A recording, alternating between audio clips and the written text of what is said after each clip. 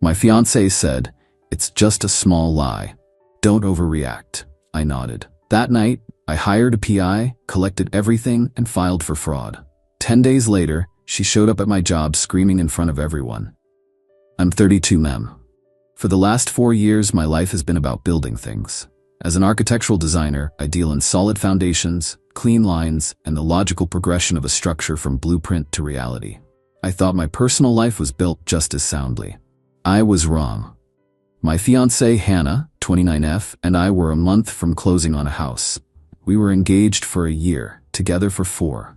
She was the vibrant, spontaneous force to my quiet, methodical nature.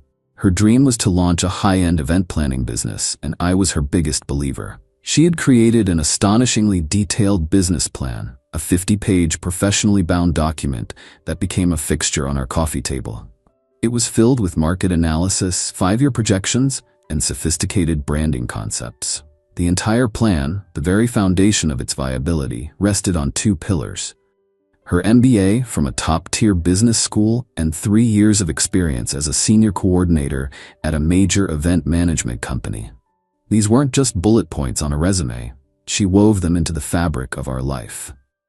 I'd heard countless stories about her demanding professors, the all-night study sessions, the corporate politics at her old firm. Based on the strength of that plan and her credentials, I agreed to be the sole initial investor. I transferred $40,000 from my savings, money my late grandparents had left me. It felt like the most logical investment I could ever make. I wasn't just funding a business, I was building a future with the woman I loved. I even designed the logo and the cover for that damn plan. It was our artifact, a tangible promise of the life we were creating. Last week, that foundation turned to sand. I was on social media, killing time, and fell down a rabbit hole of old photos. I ended up on the profile of a bridesmaid from Hannah's sister's wedding. In an album dated 6 years ago, titled Community College Graduation, there was a photo that stopped my heart. It was Hannah, beaming in a cheap polyester cap and gown, holding a certificate from a local community college. The caption, posted by her friend, read, "So proud of my bestie Hannah for finally getting her associate's in hospitality management. On to the next chapter." An associate's degree, not an MBA. The date on the photo was from a time when she was supposedly deep in her first year of that grueling, prestigious MBA program. The air in the room grew thin. It was like looking at a blueprint and suddenly realizing the measurements are all wrong. The entire structure is a lie. I spent the next hour in a cold, quiet frenzy, cross-referencing everything. Her stories, the dates, the lies. I found the website for the event company she claimed to have been a senior coordinator at. Their Meet the Team archive went back a decade. She was never on it. I didn't confront her when she walked in from her networking dinner. I waited. I let her talk about her day. I watched her, this stranger I had asked to marry me. Later, as we were getting ready for bed, I sat on the edge of the mattress, held up my phone with the picture and asked, "Can you explain this?" First came the frantic denial, then the tears, then the frantic, rambling confession. She had dropped out of community college. The MBA was a complete fabrication. The senior coordinator job was a 3-month unpaid internship she'd been let go from. "I was going to tell you, I swear," she whispered, her voice choked with tears. "But it was just a little lie to get things started, to get your confidence. The business is real. My ideas are real." I just stared at her, at the ruins of the last 4 years. The hurt was a physical pressure in my chest, but my mind, my designer's mind, was already seeing the structural failure, the compromised integrity. Her desperation turned to defensiveness when she saw my silence. "Don't look at me like that. It's not a big deal. You have plenty of money. It's just a small lie to achieve a big dream. Don't overreact." I nodded slowly, a single deliberate movement. "You're right, it's late." She went to sleep, seemingly reassured. But I didn't sleep. I sat at our kitchen table, the engagement ring I'd bought her sitting on the counter, catching the dim light. My hands were shaking, not from rage, but from a profound sense of disillusionment. I wanted to scream, to break something. Instead, I opened my laptop.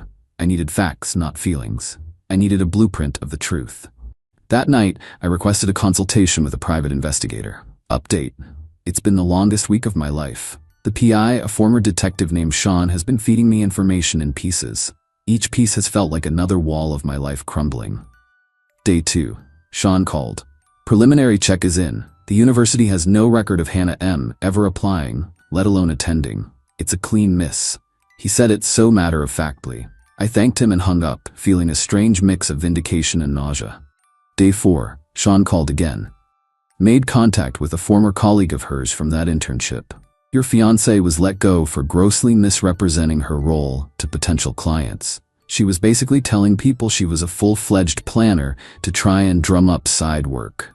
He also confirmed with HR that her official title was summer intern and she was unpaid. No senior coordinator role ever existed. Day 6. This was the gut punch. The full financial background came in. Hannah was drowning in over $25,000 of credit card debt and had a car loan I never knew existed. She wasn't just lying about her past, she was lying about her present. My $40,000 wasn't just seed money for a dream, it was a desperate bailout. Armed with a folder of cold, hard facts, I met with my lawyer. He was a sharp, no-nonsense guy my firm keeps on retainer. I laid everything out. The signed investment agreement that explicitly referenced her MBA and work experience, the PI's report, copies of my bank transfers. He was quiet for a long time, reviewing the documents. Okay, he said, finally looking at me over his glasses. This is a strong case for fraudulent misrepresentation. It's not a simple slam dunk. Her lawyer will argue it was a personal gift between a loving couple and you're now acting out of spite. They'll say the business plan was just a projection of a dream, not a contract. But she signed the agreement, I insisted. And that's our leverage, he countered. That's what makes this a real fight, and one I think we can win. But it will be a fight, Noah. It's going to get ugly. Are you prepared for that? I told him I was. We filed the civil fraud claim yesterday. The goal isn't just the money. It's about a legal judgment, a factual record of the lie. I had a service pack her things and send them to her parents' house, where she's been staying since I asked her to leave. The text started almost immediately after she was served. A lawsuit? You are actually suing me? Are you insane? This is because I lied about a stupid piece of paper? You are destroying everything we had over a piece of paper. You're a monster. My parents are horrified. They said they never knew you could be this cruel and vindictive. Then her mother Doris began her barrage. Noah, call me. This is a family matter and you have gone too far. You are embarrassing Hannah and all of us. You need to stop this now. I felt a surge of something hot and bitter. I typed back a single reply before blocking them both. A family doesn't defraud one of its own. The silence since has been deafening. I know it's just the tide going out before the tsunami hits. Update. The tsunami made landfall at 2:15 p.m. today. In my office, our firm is an open plan space. It thrives on quiet collaboration. That peace was shattered when the receptionist buzzed my line, her voice tight with panic. Noah, your fiancée Hannah is here. With her mother. They're demanding to see you. Before I could even formulate a response, they were past the front desk and striding into the main workspace. It wasn't just a visit. It was an invasion. Hannah wasn't just crying. She was performing, her face streaked with mascara, her arms waving for dramatic effect. Her mother Doris followed like a storm cloud. Noah, Hannah's voice, shrill and accusatory, cut through the quiet hum of the office. 30 heads snapped up, keyboards fell silent. How could you do this to me? How could you be so cruel? I stood up, my heartbeat a frantic drum against my ribs, but I forced my face to remain a blank mask. I walked to meet them, aware of every eye on me. My boss, Arthur, a stern but fair man, was already moving out of his glass-walled office. Hannah, this is not the time or the place, I said, my voice low. Don't you dare, her mother spat, her voice shaking with rage. You don't get to decide the time or place after humiliating my daughter. What is wrong with you? He's trying to ruin me, Hannah wailed, pointing a trembling finger at me. The performance was for the audience, my colleagues. He's suing me over one tiny, insignificant lie. Is this the kind of man you all work with? A man who financially and emotionally abuses his fiancée? The air was thick with tension. I saw one of the junior designers shrink behind his monitor. I heard a nervous cough. This wasn't the supportive silence I might have hoped for. It was the rapt, horrified silence of people witnessing a train wreck and not knowing where to look. Arthur stepped between us, his presence alone a calming force. "Ma'am, I am the director here. You are disrupting my business. I need you to leave. Now." "We're not leaving until he drops this disgusting lawsuit and apologizes," Doris shrieked. I finally looked directly at Hannah, past the performative tears to the core of her entitlement. "There is nothing to apologize for," I said, my voice clear and carrying in the dead silence. "You lied to me to get $40,000. That's not a misunderstanding. It's fraud. These are the consequences." Her face contorted. "You never loved me. This was always about money and control for you." Arthur had heard enough. He signaled to the security guard we have in the lobby. "Jesse, please escort these ladies out of the building." As Jesse, a large, impassive man, began to move them toward the exit, Hannah yelled her parting shot. "He's a monster. He's a cold, manipulative monster. Don't any of you trust him." They were finally removed, leaving a wake of stunned silence. Arthur walked over. He didn't put a hand on my shoulder. He just looked at me, his expression pragmatic. "Noah, go home for the day, and listen to me. I'll back you as my employee, but I run a business here. Handle your personal drama outside these walls. Is that understood?" "Understood," I mumbled. It was fair, but it still felt cold. As I packed my bag, one of my colleagues, Marie, walked past and quietly placed a cup of coffee on my desk. "That was insane," she whispered. "Don't let them win." It was a small kindness, but in the sea of awkward stares and the sudden eruption of hushed gossip I could hear starting across the room, it felt like a life raft. I knew then that I wasn't just Noah the designer anymore. I was now Noah, the guy whose ex had a screaming meltdown in the office. That's a stain that doesn't easily wash out. Final update. It's over. The last 3 months have been a grinding war of attrition. After the office incident, Hannah and her family realized public hysterics only made them look unhinged, so they shifted to a campaign of quiet corrosion. The first front was our mutual friends. A few reached out, not with accusations but with awkward attempts at mediation. "Hey man, I'm sorry about all this, but suing her seems really extreme. Can't you guys just talk?" Others just ghosted me completely, clearly not wanting to be caught in the crossfire. My social circle shrank overnight. The isolation was suffocating. Then her father, Gerald, made his move. He called me, his voice oozing a kind of forced man-to-man bonhomie. "Noah, Gerald, this has all gone on long enough. You've made your point. You embarrassed my girl. Now it's time to be a man. Drop this nonsense and move on." "It's not nonsense, Gerald," I said, my knuckles white from gripping the phone. "Don't get technical with me, son," he said, the condescension dripping from his words. "You took a punt on a business idea. It didn't work. It happens. You don't try to ruin a young woman over it. We'll give you 10 grand to make this go away, and you sign an NDA saying it was a misunderstanding. That's my final offer." The sheer arrogance of it, offering a quarter of what they stole and demanding I sign a gag order, pushed me over the edge. Not into yelling, but into a cold, hard clarity. They were never going to get it. They lived in a world where consequences were for other people. I realized they were all operating on Hannah's heavily edited version of the truth. My lawyer had warned me against it, but I felt cornered.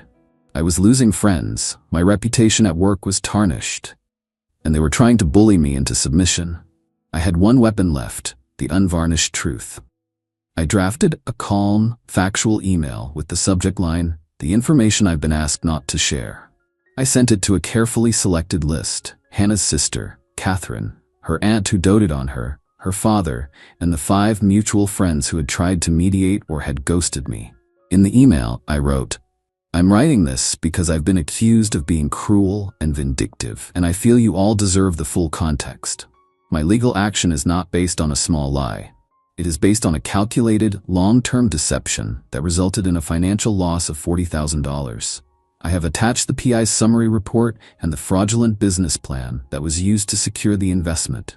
I am not asking you to take my side, only to understand my actions." The fallout was nuclear. Hannah's sister called me, sobbing. "Noah? Oh my God. She told us she just fudged her resume a bit. She never told us any of this. My dad, he's been telling his friends what a genius she is. He's mortified." The friends reemerged with apologies. The pressure on Hannah was no longer coming from me. It was coming from within her own shattered inner circle. Gerald, faced with undeniable proof that his daughter was a con artist and that he had been her belligerent mouthpiece, finally broke. Their lawyer called mine. They wanted to settle. It was a bitter, ugly negotiation, but they had no leverage left. They agreed to pay back the full $40,000. Catherine told me later her parents had to take out a second mortgage on their house to make the first payment. The final installment cleared last week. I have my money back. But there's no victory here. There's a permanent scar at my job. There are friendships that are gone forever. I'm more cynical, more guarded.